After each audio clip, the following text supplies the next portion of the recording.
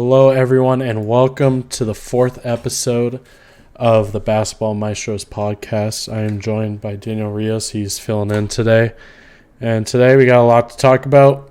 We got some Staples Center news. We got the Kings, Clippers, Rockets, disappointing teams, Qs and the Wizards, surprising everyone. And then lastly, we got game picks. So how are you feeling today, Daniel? Doing great. Always love getting the last minute need fill in, but that's amazing. Ready to talk some basketball. All right, so first off, we're going to talk about surprising news that came in last night about Staples Center receiving a name change. Crypto.com is buying the naming rights of Staples Center. It's rumored to be about $700 million. Holy mother of God. Okay. So $700 million, Crypto.com Arena is going to be the official name of what was now Staples Center. Personally, I am very surprised that there was a name change for Staples Center, but then again, I don't know a single Staples that still exists. They're all going out of business. So, yeah, it's kind of caught me off guard, to say the least. How do you feel about it? The news is definitely surprising. It's just kind of felt random, really. But you always got to look at the business side of things. Staples is I don't even Staples like a washed brand, just to kind of say it at the least. Like you said, I haven't seen a Staples. It's not as big as a company as it used to be, and I would like it to stay, Staples Center, because that's just what I've been calling that that stadium for as long as I can remember. It's always been like that. But crypto is kind of a big thing right now, so I'm not surprised that some company like that decided to buy out and be able to call the stadium after their company. It sucks for us as fans, but like I said, it's business. It came out of nowhere, and we just kind of have to accept it. But I'd rather have Staples, but just kind of have to roll with it. Yeah, it's definitely going to be taking some time to get used to, but crypto is obviously becoming a more big thing in society, and I think this is probably going to be a more reoccurring thing. I think crypto is going to be more advertised, or they're going to make more of the name print around the league however they can, and I think this is probably the first of many dominoes to fall as players are advocating for it. I think Dinwiddie wanted to take some of his contract and put it into crypto and stuff like that. So I think this is probably something that we'll see happen a lot around the league, I'm sure. 100%. It will probably take over slowly. And it's been happening in contracts, like you said, Dinwiddie's. I know a couple football players have been wanting to be paid in Bitcoin, so it's growing, and I'm not surprised, but it sucks. Yeah, it's definitely something to keep an eye on. So moving on to the Clippers, who were currently on a 7-game winning streak but lost to the Chicago Bulls at home. So the teams that they beat on their winning streak was OKC. They played Minnesota 3 times. They played Charlotte, Portland, and Miami. I think, honestly, coming into the year, the Clippers I thought were going to be a lower-end playoff team, maybe a 6th seed maybe. I think their whole success as a team depends on if Kawhi even comes back at all and how well Paul George performs throughout the whole year. And obviously their role players like Reggie, Marcus, Zoo, and Batum all need to step up, because obviously Paul George is not going to be able to carry this team all by himself throughout the course of the year.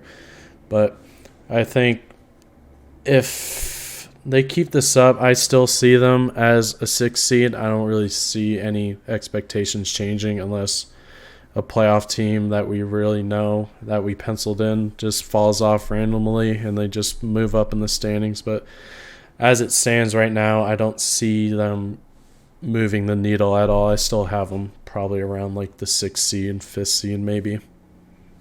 Yeah, I thought, well, my personal opinion on the Clippers is just, it really, like you said, it's just can Paul George just basically carry this team? That's, essentially what he's doing. He's averaging 27 points. It's like, what more can you really ask from him? Some role players that I would personally like to see step up is, maybe, I know Marcus has been out, but, he should, have a pretty big role. You'd hope Terrence Mann steps it up a little bit. Luke Kennard, that I really hope steps it up for fantasy reasons as well. But, hopefully, they can get Ibaka back. I know he was hurt. And, he went to the G League to kind of rehab. But, he just, Batum's been playing, fine, shooting 51% from the field and 44 from three.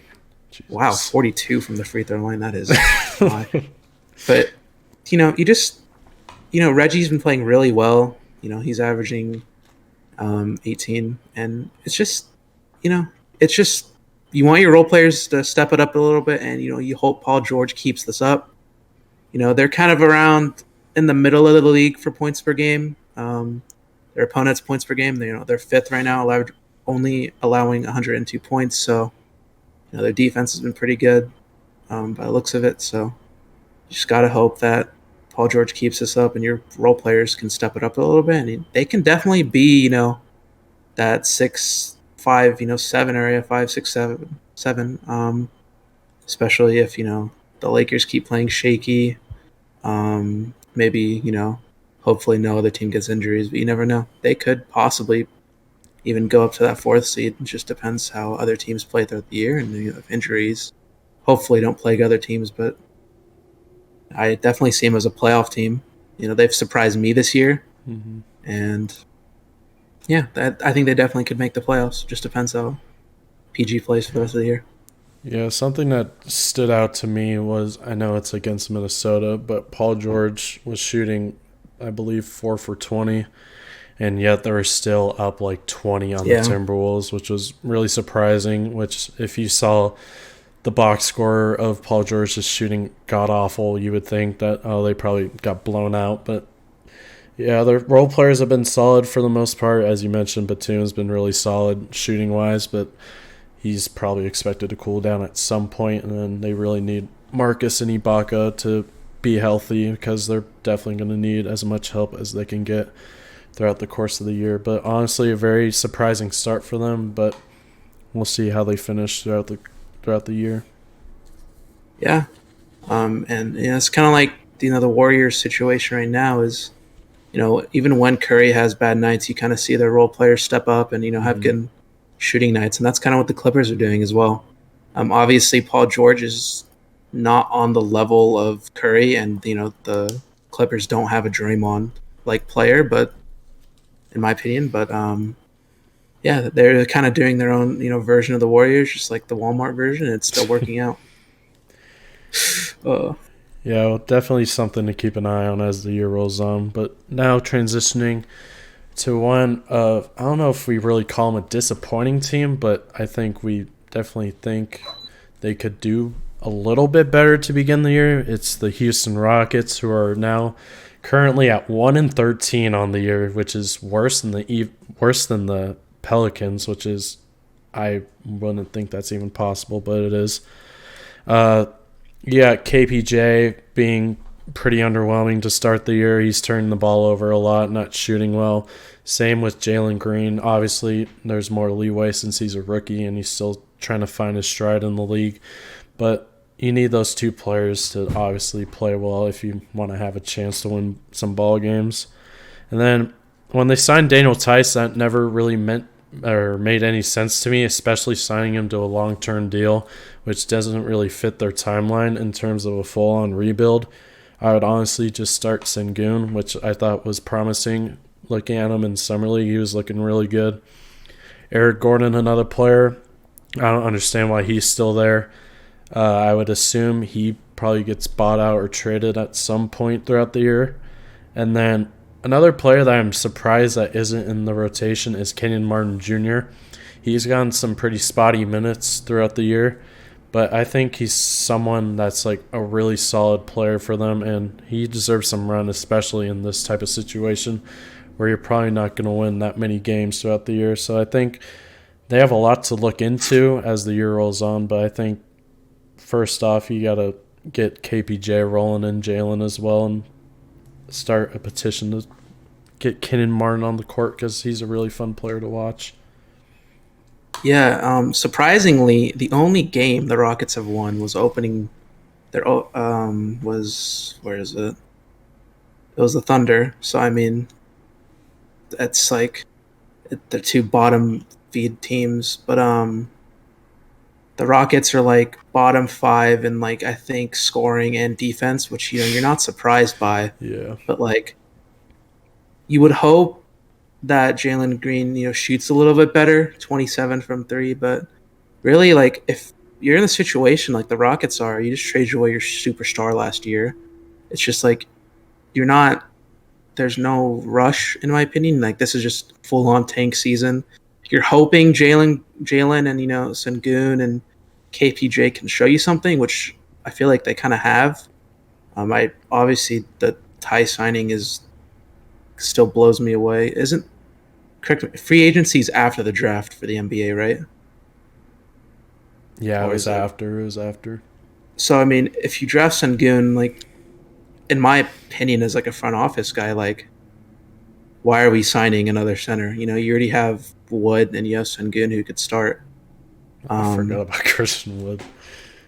yeah, it's like, and Christian Wood. I don't think it really matters what he does because, like, I mean, he's averaging 16 and 10 right now. He's shooting 50 from the free throw line, but you obviously hope that goes up. But I think anything realistically, as long as he's leading in points and rebounds, like that's a good year for him. I mean, Yeah. they're not going to be winning games, but like you said, you hope KPJ does better, averaging 4 turnovers. That's not what you want. Yeah. Eric Gordon needs to go to a playoff team. I don't know why he's there. There's no way someone averaging 46% from three is rotting on the Rockets. Yeah. Um, you just want your young players to step up, and you're not going to win many games. I hope that every Rockets fan should have gone into the season with that mentality. Wow, that is awful. Um, but yeah, it's just there's no expectations. So like rookies like Sengun and Green should feel no like pressure. Just kind of play your game, kind of learn the NBA a little bit. And, I feel like that's what both of them have been doing. You obviously wish Green could shoot a little bit better, and hopefully Sengun gets more playing time. But honestly, for the Rockets, like their season's not. It's just kind of that throwaway season. It's like your roster's really bad. And something that I'm really surprised about is there's a report like earlier this week or last week that John Wall's getting no like trade interest. Obviously, he has a huge contract, but like no one's really buying. And as a Rockets fan, and like the Rockets front office is probably disappointed by that. You're just paying this guy all this money and you're not going to get anything in return for him. So it sucks, but without the tank, roll on. Yeah. John Wall is kind of a tricky thing to trying to gauge what they're gonna do with him because obviously, as you said, a huge contract. I believe still has like 90 something million left, Wow. which is really bad. But Fucking robbery. but honestly, I still think he's a good player. Last year, he showed some flashes, but no way a single team's going to be willing to take on that contract, especially with most teams having their point guard position pretty locked up at the moment. There's talks about the Clippers, but the Clippers really don't have that money to make it work. I think it's the only way to get John Wall out of Houston is probably like honestly a buyout and have John Wall give some money back like you saw with Blake Griffin, what he did. I think that's really the only realistic chance they have at moving John Wall. I really don't think they're going to get anything in return for him. It really doesn't make any sense for a team to give up a valuable asset for him when you don't really know exactly what you're getting. Yeah, 100%, really. Um, It's just like you said, most teams have their guard position like already kind of solidified, and yeah, I just don't think if I were someone in the front office, I wouldn't say, "Hey, let's go get this guy who's gonna hit our cap like 90 million." Like, Yeah, exactly. no, it's just no one that really wants him, and it sucks for the Rockets who need picks and need like that young core that they're trying to build, and they're just sadly just not going to get anything for him. He's probably going to get bought out in the offseason, or I don't know what they're really going to do, but yeah, it sucks for Rockets fans, but they're not. They shouldn't be surprised, really. Yeah, I think they'll still be a fun team to watch, but right now it's just a little rocky because of their young guys trying to get situated. But they're honestly one of my teams to watch down the road because I think they have a lot of talent and lots of good plays potentially down the road if it all works out. Yeah, I 100% agree. They definitely do have talent. It's just the waiting game, which Yeah. sucks for any fan base. Every team has been there, but you got to hope that that talent transfers over year to year and they get better. And the Rockets could be a playoff team here in like a couple years, which is obviously what every team rebuilding helps. Yeah, I just thought about Josh Christopher, who was honestly a really good player in high school. I didn't really watch too much of him at Arizona State, but I think he's another really good player, a good scoring player, and I think that's also another prospect they can work into their timeline. Um, with him and Jalen and KPJ, I think that would be a really fun scoring lineup to watch, assuming Josh Christopher plays eventually, hopefully. But yeah, that's Mm-hmm. we're spending a lot of time on the Rockets, but it's all right. Moving on to a more confusing team, personally for me, the Sacramento Kings. They've been pretty weird in terms of roster construction with Tyrese, De'Aaron, Davion, and Buddy. A lot of guards and also a cluster of centers. You got Tristan Thompson, Chemezi Metu, Rashawn Holmes, Damian Jones, and Alex Len. Like, the Kings are really awful in terms of front office. Like, I don't know when's the last time I've seen them make a good move in terms of free agent signing, but they've had good drafts with Tyrese, De'Aaron, and Davion. But a really weird roster, and they're usually a weird team for the past couple years to watch. And Harrison Barnes is also a weird piece to me because I think, honestly, they should try to move on from him because I think he deserves to be on a winning team. There's always a rebuilding team with that one player that really doesn't deserve to be there and needs to go to a winning environment, and I think that's Harrison. But yeah, and also they have Luke Walton as their coach, who's a really awful coach, and I honestly don't know how he hasn't gotten fired yet, but then again, it is the Kings front office, and Vlade Divac, I think he left, but I'm not sure, but still their front office is really god-awful, to say the least.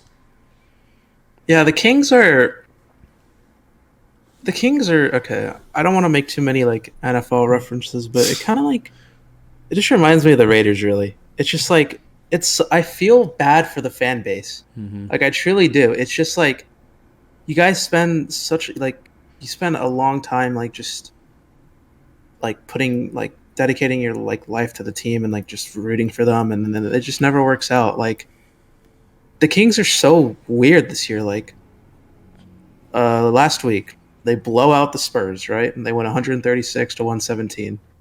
Then 2 days later, they lose to the Thunder by 2 points. Like it's like the Lakers. Like it's at a point where like you're hoping like your core kind of like starts performing, and that's what Fox and Heald are doing. They're playing really well in Halliburton, and then you lose to a bottom feeder of a team. Like those are just losses that like you don't want, especially when you're kind of trying to make a playoff push. And what's even weirder to me with the Kings is they're third in the league for points per like scoring wise. So it's like, but their defense is bottom five. So it's just you can kind of see where they're losing. And Mm-hmm. I definitely agree with the Harrison part. He's averaging 21 points, and he's shooting 49% from the field and 42 from three. Like if you guys aren't winning, like there's no point in keeping him. Like a playoff contender can definitely use 20 points a game. Yeah. So it's just like it just really sucks. And like you said, their roster is so weird. Like you have Holmes, you have Metu, and then you have Alex Len and Tristan Thompson, like Damian Jones, and like even Marvin, who's just kind of just there. But it is so weird to me how they built this team, and it just doesn't. Just the front office, you could just tell it's just not there with the quality of other front offices, and I just feel bad for Kings fans. And like you said, Luke is he is a coach. Let me tell you, he is an interesting coach. Um, I don't see the Kings making the playoffs. If they do, that would be surprise. I don't even see them making the play-in really, but I don't think. No, um, I don't think so.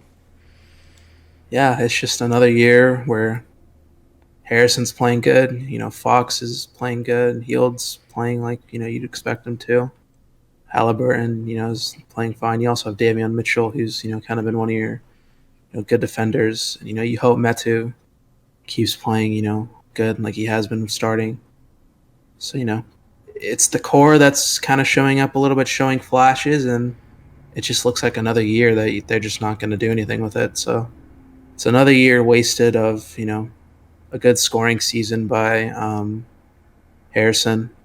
But yeah, I mean, you still have a lot of young players and Davion and Tyrese and Fox is already guys in his 4 years in the NBA already. What the hell?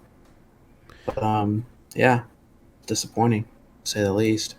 Yeah, I think assuming Kings fans are at the point where they want to see progress, and there really hasn't been any.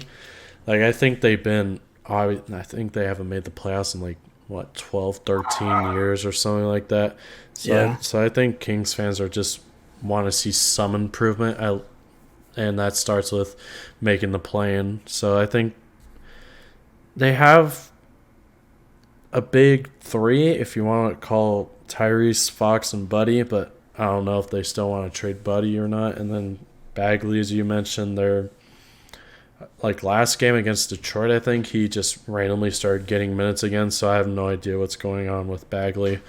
But they just need to configure their roster correctly to fit their young guys. And obviously, this roster that they have right now with a bunch of guards and a bunch of centers and then a bunch of garbage in between is really not what Kings fans want to see if I were watching them. But yeah, I go ahead.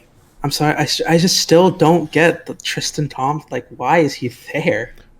Yeah, Like, that like I three just team trade with like I don't know Boston why going and for him. Atlanta, and then they brought him in, which really didn't make sense. It's kind of like a Whiteside thing, where he like plays spot minutes and just goes through a stretch of games where he just doesn't play at all. So yeah, that's another piece that really doesn't make any sense either. Very, very disappointing team and confusing team to say the least. They'll beat a good team and then they'll just struggle against others. Yeah. All right. Moving on to the one of the surprising teams in the East, the Washington Wizards, standing at 10-3 on the year, beating pretty solid teams in Toronto, Indiana, Milwaukee, Memphis when they were hot. Cleveland's still solid at the moment. And they beat Boston and Atlanta. You got Kuz averaging 15-9, Trez 18-9, Dinwiddie 17-5. All with Beal being out for personal reasons right now, which honestly in years past, if Beal wasn't there, you can just chalk it up as a loss. But the Wizards have been a very solid team. After the Westbrook trade, I thought they're a playoff team in my eyes. They had a lot of depth and a lot of solid scoring options around Bradley Beal, which was needed in those garbage years and years past. But yeah, I think they'll still be like a 5, maybe 5-6. I don't see them staying at the top of the East, obviously, with the Brooklyn, finding their stride a little bit, and you got Milwaukee and Philly and Chicago and teams like that. But I still think they'll be a solid team for the rest of the year, and obviously I think they'll still make the playoffs as it stands right now. What really surprises me about the East is, you have teams like the Cavs, Bulls, and Wizards that are really exceeding expectations, and even like the Hornets and the Raptors, even to where like you're gonna see like maybe like the play-in's gonna be really competitive, Mm-hmm. maybe from the East. Like I'm not expecting it, but you could even maybe even see like the Bucks or Hawks. Obviously, I don't think the Bucks, but they're just kind of there right now. But maybe even the Hawks and like Pacers are gonna have to play in, and the Sixers even if they keep playing down like this. And the East is going to be interesting if these certain teams keep it up, like the Cavs and Wizards. Like you'll see like a very competitive play-in, and you know, um, obviously when that trade went down to Lakers, um, I thought the Wizards would be like maybe they'd be in the play-in 100%. I just didn't know how well Dinwiddie would play coming off that ACL. Obviously, we saw Kuzma have a good year without like a superstar with him in LA, and now he's kind of, showing again that he can play in the league, and he's like a good scoring option. Obviously, you have Beal, who's always there, who's always good for like, the high 20s, and Montrez, which you really felt bad for last year. Mm-hmm. Yeah. No playing time. You have Drummond over you. Um, now he's kind of showing the league, and he's good, like 18-9 player, and that's what he's doing this year. So, I think they can keep it up. It'd be really interesting to see where they finish. Obviously, I don't think they're going to end number one, but I think could be top 5 seed maybe if they keep it up. Maybe even top 4, which is really pushing it, but it's just you'd like to see this team keep it up, and I think Wizards fans really deserve this. Yeah. You feel really happy for teams that have been struggling, and especially for Beal, for someone who's like Dame in a way where they just don't really want to leave, and they kind of want to stay with a franchise, and you just feel good for those guys. They're finally getting a chance to win, and just prove that loyalty does pay off, and you really can't hate it. You really can't hate the team. Yeah, I'm intrigued uh, how they'll fare in the playoffs if they finish in like a 5-6 matchup. If they honestly, I think they can possibly pull off a first round upset, barring who they play. But yeah. I think just making a solid playoffs, like not being in the play-in, like actually having a playoff spot is obviously something to be proud of if you're a Wizards fan. And I think this team is going to be probably very solid for the next couple of years if they keep this core together and maybe get another star around Bradley Beal, but I don't know how that would work out in terms of money. I don't know in terms of salary cap how that would work out, but yeah, Kuz, I've given his fair share of slander when he was on the Lakers, but I just think for him personally, he's just not a player who plays well behind superstars, as you saw with like AD and LeBron. His like niche last year was rebounding the ball and playing defense and occasionally creating for his own shots, but you see that this year he's rebounding still the same, if not gone up since last year, and he just plays freely without being in the bright lights of LA and being under LeBron and AD throughout 82 games and performing in the playoffs. But yeah, I think obviously Laker fans were mixed about him. I was too, but I think it's best for him to get out of a big market and just play freely without being criticized, like on a game-to-game basis for him. Yeah, no, it's like we've definitely criticized them a lot, but I think it's like kind of the same thing with like Lonzo and Ingram and the original core, especially even Clarkson. They all went to smaller market teams, and now you could kind of see that they developed into what Laker fans would hope, and I Kuzma was definitely frustrating to watch, but deep down, as a Laker fan, it's always nice to see him do good. You do feel bad for players, like obviously in the moment and in the season, like you're very upset at, what's happening as a fan and what they're doing wrong. But at the end of the day, these guys are players and humans as well. So you kind of felt bad for Kuzma getting all this slander and not really being respected. But you're kind of happy to see him thrive. And another thing about the Wizards is their first round pick last year. I don't want to even try his name. Denny Avdia. Denny. Yeah.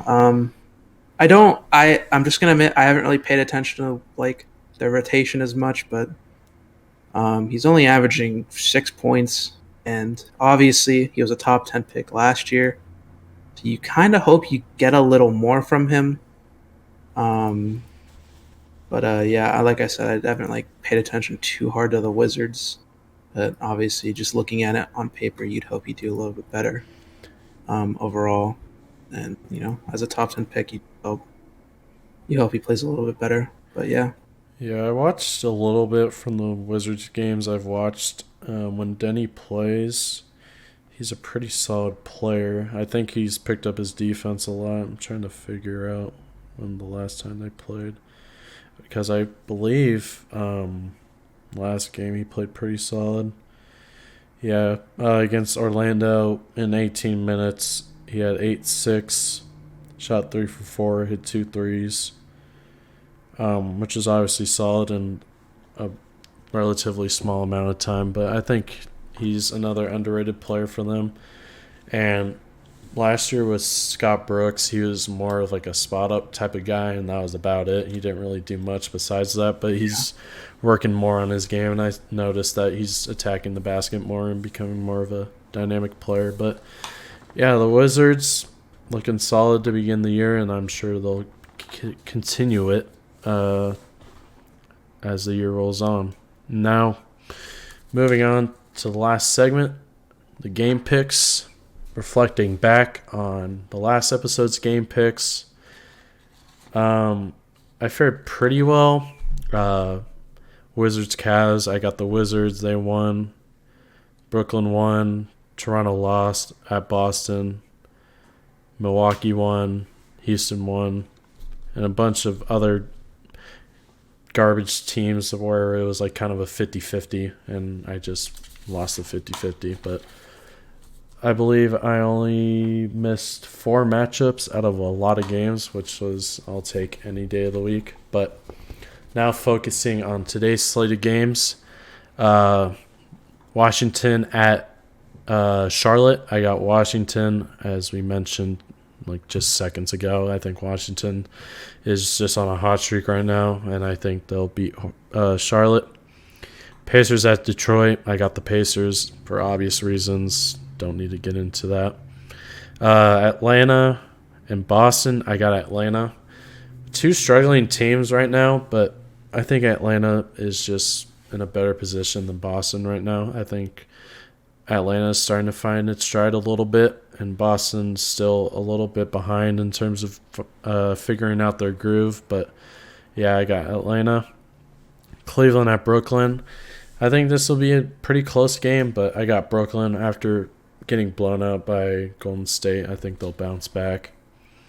New Orleans at Miami.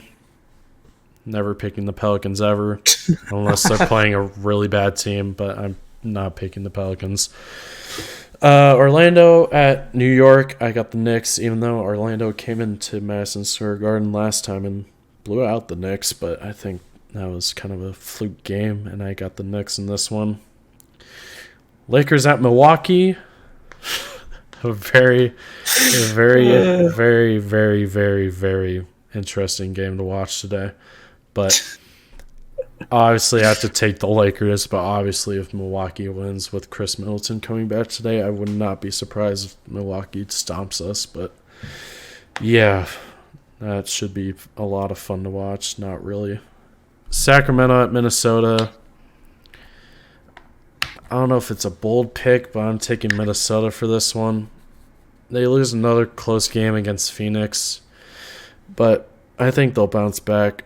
they've lost like 6 straight at home. They're at home again, so I would hope they can actually win a home game. And then next we got a garbage can fire going off. We got Houston at OKC. I got OKC just solely based off record, like 1-13. I just think Houston's just rough right now.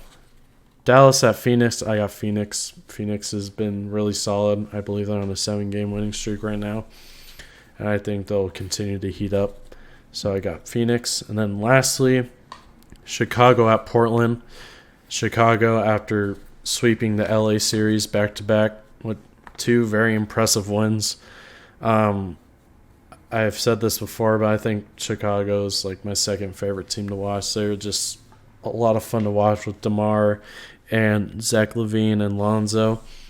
They just play freely, and their defense is also really good, which I didn't expect coming into the year. But all around, Chicago is just a really solid team, and they can play both sides of the ball. So I got Chicago in that one, beating Portland. Yeah, for mine, just a disclaimer, we always like to go for upsets here. I think the Wizards win. You have Bradley Beal coming back, so I don't think the Hornets they could pull it up, but I just think the Wizards win. Pacers over Detroit. Detroit's a really one of those bottom feeder teams, so you hope that the Pacers can pull it out. The Hawks, I have the Hawks. Jaylen Brown's still out for the Celtics, and that team's already struggling. So I think going on the road in Atlanta's going to be tough. I was kind of pondering. How did Will join? Okay, how did Will join? Well, we're doing a podcast real quick. Well, out. How did I was gonna pick the Cavs, but then I remembered that Jarrett was out, so we're going with the Nets. The Nets are kind of iffy on me, most of the time. So I don't know. I just kind of feel like they're underperforming this year. But going with the Nets. The Heat, Pelicans are awful. No explanation. Knicks, Magic are awful. I have the Bucks. I really don't think there's no way with how the Lakers are playing right now. They go into Milwaukee and they beat the Bucks, especially with Middleton coming back. Obviously, I don't think Middleton's going to be like crazy, but who is stopping Giannis? Absolutely no one. So, yeah, Timberwolves, I have them. I like the Timberwolves, like we kind of went over last time I was here. You like Cat. I like Anthony Edwards. I feel like that duo can pull out a win. Rockets, Thunder. I feel like Rockets are tanking harder, so Thunder. I was going to go with the Mavericks over the Suns, but then I remembered Luka's out. So 100% right. Phoenix. Now I have the Blazers beating the Bulls.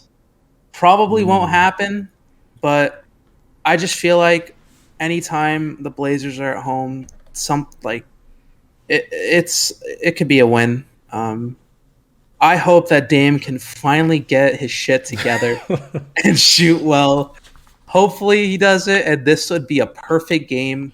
You have one of the top teams in the league coming in your home court, and this would definitely be a game to finally, shoot well and really have a good upset win over the Bulls. So yeah, those are my picks. Yeah, Portland has always had a good home court despite the record. It's always a difficult place to win, so I can definitely see that happening. And it could definitely be a trap game for the Bulls. But yeah, real quick, I just realized the Blazers are 6-1 at home and 1-7 on the road. So that answers everything. Yeah, there you go. But yeah, I think that'll do it for this show. Thank you guys for watching. Leave a like, subscribe, leave the Instagram in the description. Go follow it, and I'll see you guys on Monday. Brody, you're on watch. You're on watch. Just God damn it, Brody. So help me God, if you're not here Monday, you just don't let it happen, please, for the love of God.